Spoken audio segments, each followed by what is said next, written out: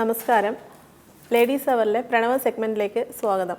ജ്യോതിഷപരമായിട്ടുള്ള സംശയങ്ങൾക്ക് നമുക്ക് മറുപടി പറഞ്ഞു തരാനായിട്ട് ഇവിടെ നമ്മുടെ പ്രശസ്ത ജ്യോതിഷാചാര്യൻ KV സുഭാഷ് തന്ത്രി സാറാണ് വന്നിട്ടുള്ളത്. സാറിന് പ്രോഗ്രാമിലേക്ക് സ്വാഗതം. ഇന്ന് നമ്മളിവിടെ ക്ഷേത്രങ്ങളിൽ പോകുമ്പോൾ എന്തെല്ലാം വസ്ത്രധാരണ രീതികളെക്കുറിച്ചുള്ള ചോദ്യങ്ങളാണ് ഞങ്ങളിന്ന് ചോദിക്കാനായിട്ട് പോകുന്നത്. സർ, നമ്മൾ ക്ഷേത്ര ദർശനത്തിന് പോകുമ്പോൾ വസ്ത്രധാരണത്തിന് എന്തെങ്കിലും പ്രാധാന്യമുണ്ടോ? ഇപ്പോൾ നമ്മളുടെ ഈ സമീപ ദിവസങ്ങളിൽ ഇതൊരു കോലാഹലം പോലെ വന്നൊരു ചോദ്യം തന്നെയാണ്. അതായത് നമ്മളുടെ പ്രസിദ്ധമായ കേരളത്തിൻ്റെ തലസ്ഥാന നഗരിയായ ശ്രീപത്മനാഭസ്വാമി ക്ഷേത്രത്തിൽ അവിടുത്തെ അഡ്മിനിസ്ട്രേറ്റർ സ്ത്രീകൾക്ക് ചുരിദാർ ധരിച്ചിട്ട് ക്ഷേത്രത്തിൽ കയറാമെന്ന് പറഞ്ഞു കഴിഞ്ഞപ്പോൾ അതിനെ ഏറ്റവും കൂടുതൽ എതിർത്ത് വന്നതും സ്ത്രീകൾ തന്നെയാണ്. അപ്പോൾ ഇതിൻ്റെ വൈചിത്ര്യം എന്താണെന്ന് വെച്ചാൽ, നമുക്കൊരു അവകാശം അംഗീകരിച്ച് കിട്ടുമ്പോൾ അത് ഉൾക്കൊള്ളാൻ പോലും നമ്മളുടെ സ്ത്രീകൾ പ്രാപ്തരാകുന്നില്ല എന്നുള്ളതാണ്. അതായത് ഇങ്ങനെ ഈ ചോദ്യത്തിന് വളരെ പ്രസക്തി ഉണ്ട്. എന്താണെന്ന് വെച്ചാൽ, ഇങ്ങനെ തൃശ്ശൂരിൽ നിന്ന് വളരെ ലണ്ടനിൽ പോയി 2 MBA എടുത്ത ഒരു പെൺകുട്ടി ഒരു ദിവസം വിളിച്ചിട്ട് അവരുടെ പ്രശ്നങ്ങളും ബുദ്ധിമുട്ടൊക്കെ പറഞ്ഞിട്ട് സംസാരിക്കുകയുണ്ടായി. അപ്പോൾ ആ സമയത്ത് അവർ ആചാരങ്ങളെക്കുറിച്ച് പറഞ്ഞപ്പോൾ ആ ലേഡി പറഞ്ഞൊരു കാര്യം, ഗുരുവായൂരപ്പൻ്റെ തിരുനടയിൽ ചുരിദാർ ഇട്ടിട്ട് സ്ത്രീകൾക്ക് പ്രവേശനം കൊടുക്കേണ്ട വല്ല കാര്യം ഉണ്ടായിരുന്നോ, ഇങ്ങനെയാണ് നമ്മുടെ ആചാരങ്ങൾ പോകുന്നതെങ്കിൽ ഇത് എവിടെ ചെന്ന് ചേരും എന്നുള്ള രീതിയിലൊക്കെ സംസാരിച്ചു. അപ്പോൾ ഞാൻ ആ കുട്ടിയോട് തിരിച്ച് ചോദിച്ചു, കുട്ടി ചുരിദാർ ഇട്ടിട്ട് പോകുമ്പോൾ സാരി എടുത്തിട്ട് പോകുന്നതിനേക്കാൾ ഒരു പ്രൈവസി ഉണ്ട്. അതായത് നമുക്ക് സാരി അവിടെ ഇറങ്ങിപ്പോയോ ഇവിടെ കയറിപ്പോയോ, ഇങ്ങനെ നേരെയാണ് കിടക്കുന്നത്, മാറിക്കിടക്കുന്നുണ്ടോ, ഇങ്ങനെ വല്ല ടെൻഷൻ അടിക്കേണ്ട കാര്യമുണ്ടോ? ചുരിദാറിട്ട് പോകുമ്പോൾ സേഫാണ്, ഫുൾ സേഫിലാണ് പോകുന്നത്. അതുകൊണ്ട് ഭഗവാൻ എന്തെങ്കിലും അഹിതമായിട്ട് അവിടെ തോന്നിയിട്ടുണ്ടോന്ന്? ഭഗവാൻ വസ്ത്രധാരണത്തിന് ഒരു പ്രാധാന്യം കൊടുക്കുന്നില്ല. അതായത് ഇപ്പോൾ എൻ്റെ അഭിപ്രായം പറയുകയാണെങ്കിൽ പുരുഷന്മാർ ഷർട്ട് ഇട്ട് തന്നെ ക്ഷേത്രത്തിൽ പോകാം. അതുകൊണ്ട് എന്താ തടസ്സമുള്ളത്? ഭഗവാൻ അവിടെ എന്തെങ്കിലും തടസ്സമുണ്ടോ? ഭഗവാനെ അനുഗ്രഹിക്കുന്നതിൽ എന്തെങ്കിലും കുറവുണ്ടാവുമോ? ഷർട്ടിട്ട് കയറി നിന്നിട്ട് യാതൊരു ദോഷം സംഭവിക്കുന്നില്ല.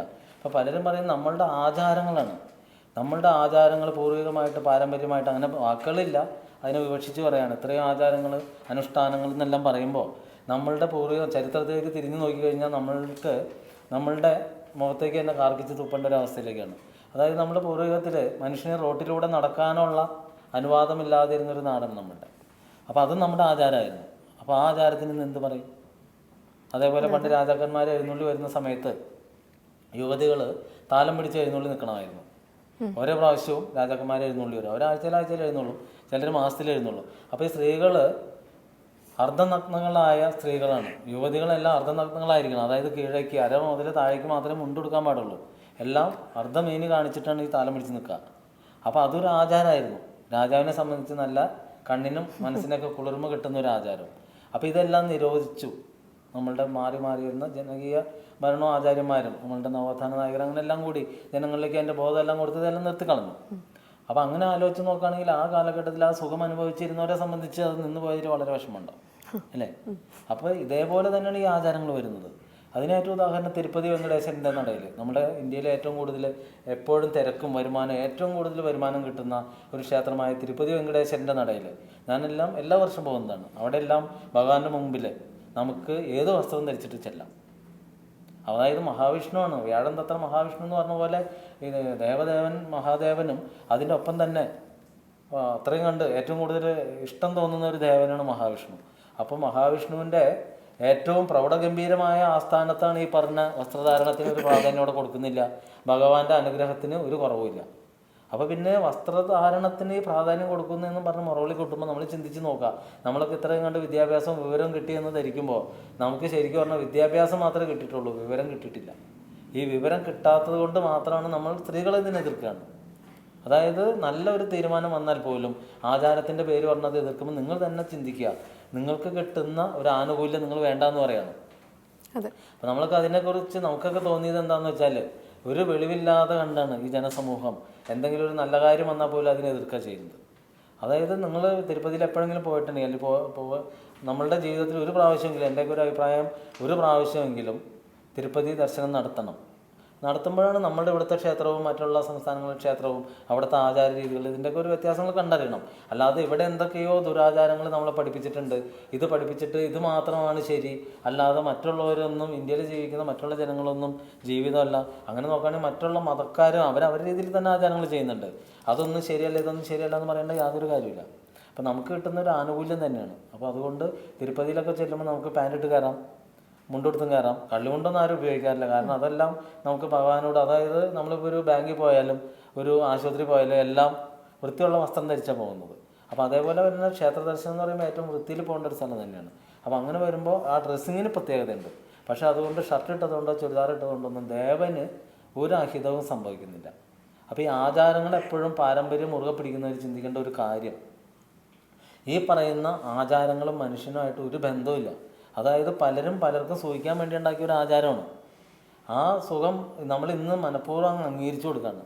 നിങ്ങൾ തന്നെ പറയും അവിടെ ചുരിദാർ ഇട്ടിട്ട് ഞാൻ പോവില്ല, കൃഷ്ണൻ്റെ നടയിലേക്ക് ഞാൻ സാരി എടുത്തിട്ടേ പോകുമെന്ന് ബലം പിടിക്കുന്ന സ്ത്രീകളോട് നമുക്ക് സഹതാപമാണ്. കാരണം നമുക്ക് കിട്ടിയൊരു ആനുകൂല്യമാണ്. ഈ ചുരിദാർ എന്ന് പറഞ്ഞത് ശരിക്കും പറഞ്ഞാൽ പഞ്ചാബി സ്ത്രീകളുടെ വേഷവിധാനമാണ്, അല്ലാതെ മുസ്ലിം സ്ത്രീകളുടെ വേഷവിധാനമല്ല. ഇപ്പോൾ എല്ലാവരും ഉപയോഗിക്കുന്നുണ്ട്, കാരണം സേഫാണ്. ഇപ്പോൾ നമ്മളുടെ പെങ്ങളെയും കൊണ്ട് അല്ലെങ്കിൽ ഭാര്യയെ കൊണ്ട് അല്ലെങ്കിൽ അമ്മയെ കൊണ്ട് പോകുന്ന ഒരു ആണിനെ സംബന്ധിച്ച് അങ്ങനെ ഏറ്റവും കൂടുതൽ ത്രില്ലടിക്കുന്ന അദ്ദേഹമായിരിക്കും. കാരണം ഈ പെങ്ങളുടെ അല്ലെങ്കിൽ അമ്മയുടെ അല്ലെങ്കിൽ ഭാര്യയുടെ വസ്ത്രം അങ്ങോട്ടും ഇങ്ങോട്ട് മാറി കിടക്കുന്നുണ്ടോ, വല്ലവരും ഒളിഞ്ഞു നോക്കുന്നുണ്ടോ, എല്ലായിടത്തും ക്യാമറയാണ്. അപ്പോൾ ഈ ക്യാമറ കണ്ണുകളിലൊക്കെ ഇങ്ങനെയുള്ള പിന്നീട് ഇതെല്ലാം യൂട്യൂബിൽ വരും. ഇതൊന്നും ഭയപ്പെടേണ്ട യാതൊരു കാര്യമില്ല. അപ്പോൾ ശരിക്കും പറഞ്ഞാൽ ഈ വസ്ത്രധാരണം എന്ന് പറഞ്ഞാൽ ഒരു പ്രാധാന്യം കൊടുക്കുന്നില്ല. കാരണം പലരും പറയുന്നത് ആണുങ്ങൾക്ക് മാറിലേക്കാണ് കയറുന്നത്, സ്ത്രീകൾക്ക് മുഖത്തേക്കും കയറും. അതെന്താ ഭഗവാന് വല്ല വ്യത്യാസമുണ്ടോ? ഈ പെണ്ണുങ്ങൾക്ക് മുഖത്തേക്കും കൊടുക്കുക, ആണുങ്ങൾക്ക് നെഞ്ചത്തേക്കും കൊടുക്കാമെന്നുണ്ടെങ്കിൽ എന്തെങ്കിലും ഉണ്ടോ? അങ്ങനെ ഭഗവാനെ സംബന്ധിച്ച് ഇതിലൊന്നും ഒരു പ്രാധാന്യമില്ല.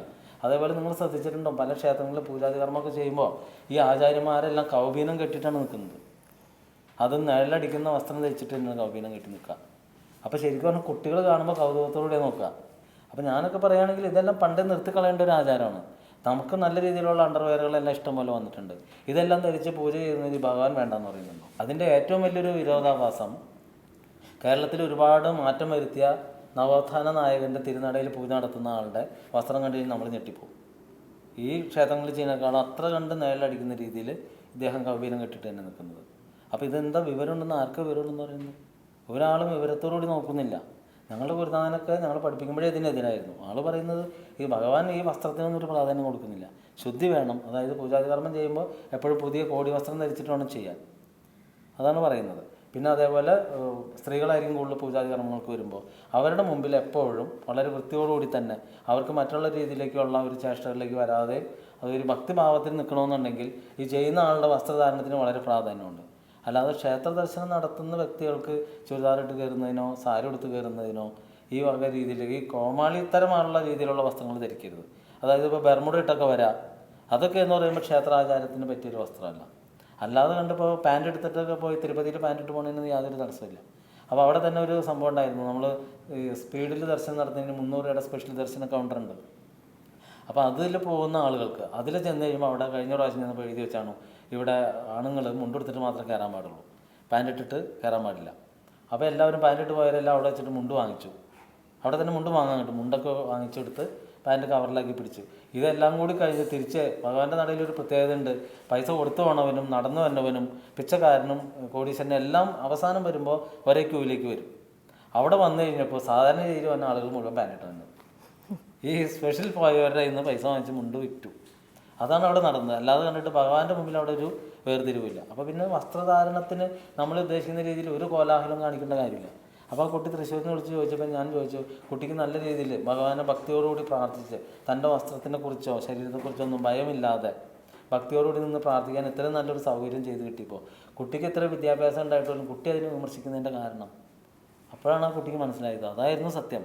എനിക്ക് കിട്ടിയ ഒരു സ്വാതന്ത്ര്യമാണ്, അതിന് ഞാൻ അംഗീകരിക്കാതെ കണ്ടിട്ട് ആരൊക്കെയോ എന്തൊക്കെയോ ഇളക്കി തരണു, ഓരോ ആചാരത്തിൻ്റെ പേരും പറഞ്ഞിട്ട് ഇളക്കുന്ന സമയത്ത് ഇതിൻ്റെയൊക്കെ പോകേണ്ട കാര്യം ഉണ്ടായിരുന്നു എന്ന് ചോദിച്ചപ്പോൾ ഇപ്പോൾ ഒന്ന് ആലോചിച്ച് നോക്കും. ഇപ്പോൾ നിങ്ങൾ തന്നെ ഒന്ന് ആലോചിച്ച് നോക്കും.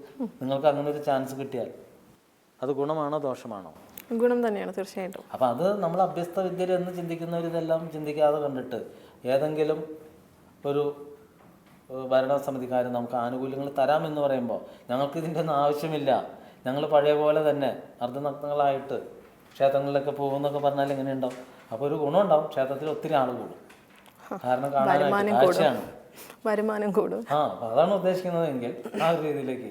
അപ്പോൾ വസ്ത്രധാരണത്തിന് ശ്രദ്ധിക്കേണ്ട ഒരു കാര്യം എന്താണെന്ന് വെച്ചാൽ നമ്മൾ ആവശ്യമില്ലാതെ ഒന്നും വേവലാതിപ്പെടേണ്ട യാതൊരു കാര്യമില്ല.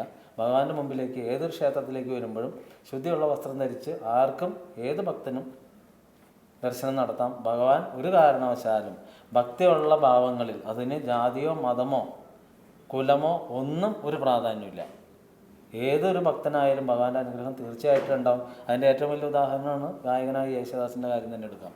അപ്പോൾ അത് വേറെ മതത്തിലാണെങ്കിൽ പോലും ഭഗവാന്റെ അനുഗ്രഹത്തിന് വല്ല കുറവുണ്ടാവും. അപ്പോൾ അതെല്ലാം നമ്മളുടെ അറിവ് കിട്ടി എന്ന് അഹങ്കരിക്കുന്ന നമുക്ക് അറിവില്ലാത്തതുകൊണ്ട് തന്നെ സംഭവിക്കുന്നില്ല. ഇപ്പോൾ നമ്മൾ വസ്ത്രധാരണത്തിനെ കുറിച്ചുള്ള സംശയമാണ് സാറിനോട് ചോദിച്ച് അതിനുള്ള പ്രശ്ന പരിഹാരമാണ് സാർ ഇപ്പോൾ പറഞ്ഞു തന്നത്. അപ്പോൾ നമ്മൾ ഭഗവാന്റെ മുമ്പിൽ ചെന്നാൽ ഭക്തിയാണ് പ്രാധാന്യം. അവിടെ നമ്മൾ ധരിക്കുന്ന വസ്ത്രങ്ങളോ ആരൊക്കെ നമ്മളെ നോക്കുന്നുണ്ടോ അതൊന്നും അല്ല പ്രാധാന്യം. അപ്പോൾ അടുത്തൊരു സംശയ നിവാരണവുമായി അടുത്ത എപ്പിസോഡിൽ കാണുന്നവരെ നമസ്കാരം.